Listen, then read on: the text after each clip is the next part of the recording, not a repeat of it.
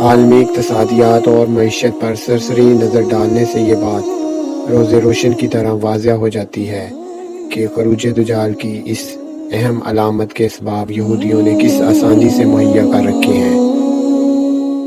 وسیع تر اسرائیل اور طاقت کے مظہر مسیح دجال کے منتظر یہودیوں نے اپنے عزائم کا اظہار مختلف صورتوں میں کیا ہے، لیکن ہم سمجھتے ہیں کہ اس کی سب سے واضح ترین صورت امریکی ڈالر ہے، جس کے ایک ایک شوشے سے یہودیت اور صہیونیت طبقتی ہے۔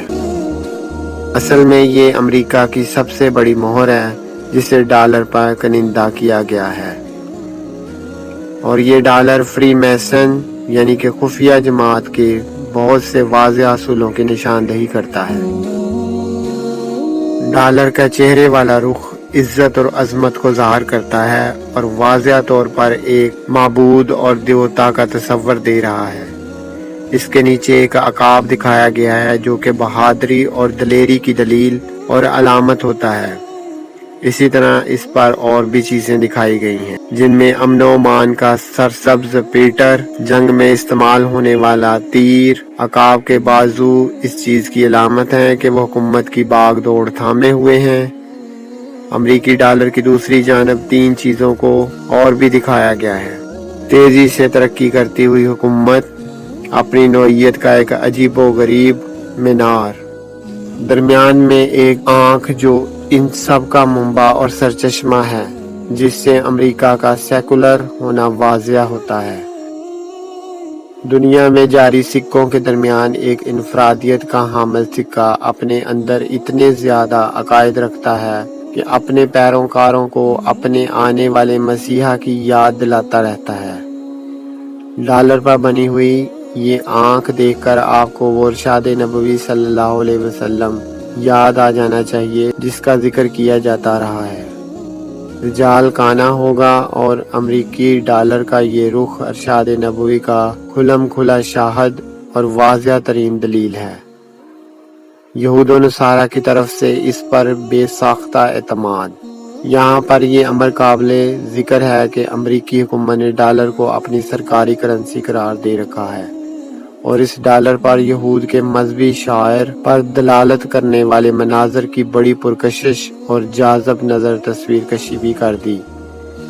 لیکن خود انگریز مصنفین کا اعتراف ہے کہ دجال عیسائی مذہب کا مخالف ہوگا، اور اس سے معلوم ہوتا ہے کہ امریکہ کے پس پردہ کچھ اور ہاتھ ہیں جو خفیہ طور پر یہ کام کر رہے ہیں، اور امریکہ ان کی ہر بات ماننے پر مجبور ہے، اور اب انہوں نے یورو کے نام سے اپنی ایک الگ کرنسی بھی بنا لی ہے جس پر عقاب کی تصویر مذکور مقاصد پر دلالت کر رہی ہے۔ ڈالر کے نوٹ پر دو علامتیں بنی ہوئی ہیں، ایک عقاب کی اور دوسری مثلث نما دجالی حرم کی۔ دجالی حرم کا نشان بائیں طرف بنا ہوا ہے، اور مثلث نما حرم اور اس کے بلائی حصے پر ایک آنکھ ہے۔ حرم کی عمارت کے نیچے کی جانب اختتامی حصے پر چند پرسرار الفاظ اور لاطینی نمبر درج ہے، جبکہ حرم یعنی کہ مثلث کے اوپر گولائی میں اور نیچے ربن نما پٹی پر بھی چند غیر مانوس الفاظ لکھے ہوئے ہیں۔ آئیے اب ان عبارات کا مفہوم اور لاطینی ہندسوں کا راز جاننے کی کوشش کرتے ہیں۔ امریکی ڈالر پر حرم اور اس کے اوپر بنی ہوئی آنکھ اور اوپر نیچے لکھے ہوئے غیر مانوس الفاظ کیا ہیں؟ یہ آنکھ دجال کی ایک آنکھ کی علامت کے طور پر لی گئی ہے اور یہودی تحریک فری میسن کا نشان ہے۔ احادیث مبارکہ میں بھی دجال کی ایک آنکھ روشن ہونے کا تذکرہ صراحت کے ساتھ موجود ہے، جو صفاقی درندگی اور وحشت کی مظہر ہوگی۔ بعض روایات کے مطابق دجال کی یہ آنکھ پیشانی کے وسط میں ہوگی، اور آپ دیکھ سکتے ہیں کہ اس تصویر میں بھی یہ دجالی آنکھ حرم کے بالکل اوپر یعنی کہ سر کے قریب بنائی گئی ہے، اور اس میں جھلکتا سرد مہری اور صفاقی کا تاثر انتہائی واضح ہے۔ احادیث مبارکہ میں دجال کی اس آنکھ کے بارے میں ایک اور پیشن گوئی بھی موجود ہے کہ وہ اپنی اس آنکھ سے صرف سامنے ہی دیکھنے کی قدرت نہیں رکھتا ہوگا بلکہ اپنے پیچھے کے منظر بھی بآسانی دیکھ سکے گا، جبکہ یہود کا تیار کردہ نیا عالمی مالیاتی نظام اور سماجی سیکولر نظام بھی اس سے مراد لیا جاتا ہے، جو اپنے آگے پیچھے تمام نظاموں کو تباہی سے دوچار کرے گا، حتیٰ کہ اس کی سنگینی اور ہلاکت سے دنیا کا کوئی خطہ بھی محفوظ نہیں رہے گا۔ آپ دیکھ رہے ہیں کہ بالکل ایسا ہی ہو رہا ہے۔ مثلث نما حرم کی علامت اور دراصل فرعونیت کی علامت ہے۔ فرعونہ مصر قوم بنی اسرائیل میں سے تھے۔ فرعونہ مصر کی تعمیر کردہ اہرام جو عجائبات عالم کی صورت میں اب بھی موجود ہیں، بطور ثبوت پیش کیے جا سکتے ہیں۔ دور دجال کی پہچان کے لیے بائبل میں آگ کی اس مثلث نما بٹی کی علامت استعمال ہوئی، جو مخروطی یعنی اہرام کی شکل میں ہوگی۔ بائبل میں لکھا ہے کہ تم اس پہاڑ کے پاس نہیں آئے جس کو چھونا ممکن تھا اور وہ آگ سے جلتا تھا، جبکہ آتشفشاں پہاڑ کی شکل بھی اس سے مماثلت رکھتی ہے۔ اس نشان کا خفیہ مقصد بھی آشکار ہو چکا ہے، صرف اور صرف تباہی، یعنی کہ عوام اس آتشی بٹی یا آتشفشاں کا ایندھن بنیں گے یا بنائے جائیں گے۔ چنانچہ آپ دیکھ لیجئے کہ جدید مالیاتی نظام دنیا بھر کے عوام کو اس بٹی میں، جو در حقیقت سودی نظام کی بٹی ہے، جلا کر بھسم کر رہا ہے۔ آنکھ کے اوپر لکھے ہوئے معنی یعنی الفاظ میں کامیابی سے ہمکنار ہونا، اور مزید وضاحت کے ساتھ کہا جائے تو یہ کہ ہماری سازش نے کامیابی کا تاج پہن لیا۔ ان الفاظ کے معنی حالیہ دنوں میں جس قدر حقیقت کے روپ میں واضح دکھائی دے رہے ہیں، اس سے یہودی عزائم اور ان کی منظم بین الاقوامی سازش کا اندازہ کیا جا سکتا ہے، جو گزشتہ 3 صدیوں سے مرحلہ وار ہونے والے انقلابات عالم کی صورت میں ظہور پذیر ہو چکے ہیں۔ حرم کے مثلثی نشان کی آخری حصے میں چند الفاظ درج ہیں۔ یہ مختصر عبارت 1 مئی 1776 کی تاریخ ظاہر کرتی ہے، جو کہ یہودیوں کے آرڈر آف ایلومناتی کے قیام کا دن ظاہر کرتی ہے۔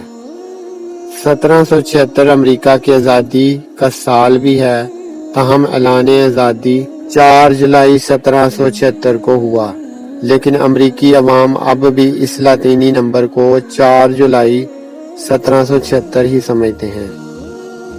اس حقیقت سے بے خبر یہ دراصل یہودیوں کے آرڈر آف ایلومناتی کے اعلان کا سال ہے۔